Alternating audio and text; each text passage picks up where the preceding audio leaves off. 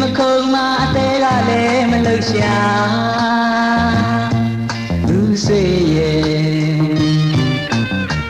ဒီကဘာမှာဆွေကိုချစ်ခဲ့ဆုံးဟာ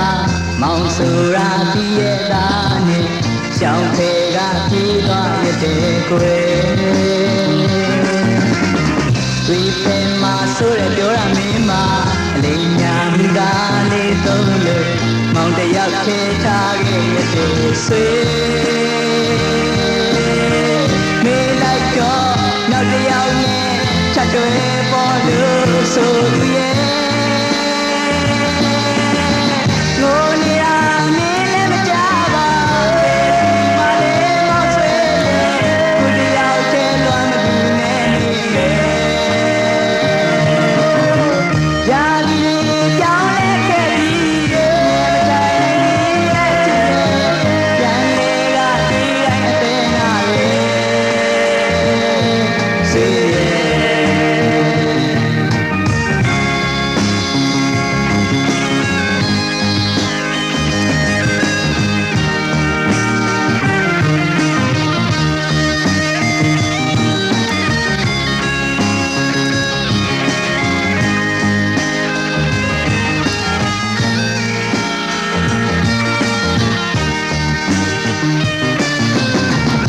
ကဘာမှာဆွေးကိုချစ်ခဲ့ဆုံးဟာ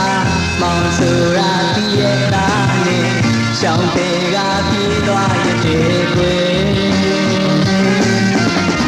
တွေ့ဖယ်မှာဆိုရပြောရမင်းမှာအလိမ်ညာမူသားလေးလုံးလို့မောင်တယောက်ထဲထားခဲ့ရတဲ့ဆွေ